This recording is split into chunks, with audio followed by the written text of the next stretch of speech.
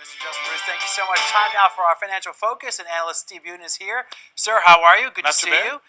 We're talking about U.S. and China trade talks. These guys are going to sit down and try and hash it out, right? Eventually, this will get worked out. Yeah. But what you've seen in the markets recently, the bond market, the stock market, there's been a lot of ups and downs based on the daily discussions, and I think eventually, like in a marriage, you have two big partners here. Eventually, they know they need each other, and they'll work things out. Yeah, because mutually, they cannot really go head-to-head because it's not going to be beneficial for anyone. Right. So that tends to think that they're going to find a solution. Right. Yeah. So just be prepared for some ups and downs, but at the end of the day, these things seem to work out.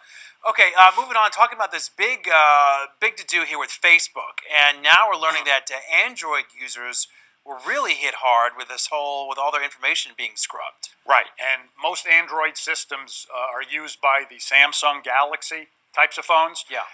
What we've learned this morning is Facebook has been scrubbing that data. So if you're using the app on your phone, they've been downloading your contacts, how long you've been on the phone with people, who you've been calling. Just another public relations black eye for Facebook.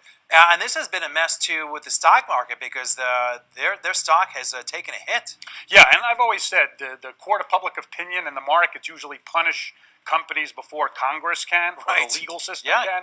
And you've seen almost $100 billion of market capitalization or market value Facebook in 1 week get dropped, and that'll open the eyes of the board of directors. Yes, it will. All right, moving on now with Nevada and marijuana sales here continue to have some pretty impressive numbers. Yeah, the first 6 months of retail sales have been great for the state. In fact, in terms of production and tax revenue, we've done more than twice what Colorado has done when they started. Right. So we're off to a great start.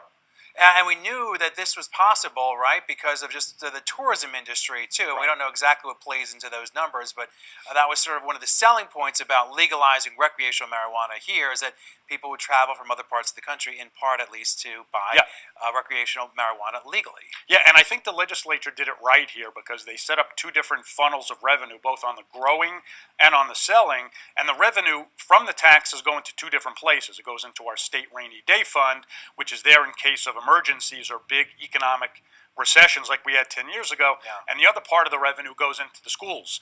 So as the money gets raised, it just prevents the state from having to find it in other places. Yeah, and everything seems rosy, and we've seen this in Colorado too, because the economic numbers, they're the easiest to get a hold of and understand, but we still don't have enough data right now when it comes to car accidents and the impacts on roads with DUI. That could be the drawback here, but we still don't know. We don't have that information at this point. We don't have that information, and also you don't know what the direct causation is, right? Just because there's more car accidents doesn't mean it's because of the marijuana law. So that'll be tough for them to determine. But for the first 6 months, this has been pretty impactful for the state. All right, Steve Budin, as always, thank you so much for your time. I appreciate it. Sure. All right, we'll be right back.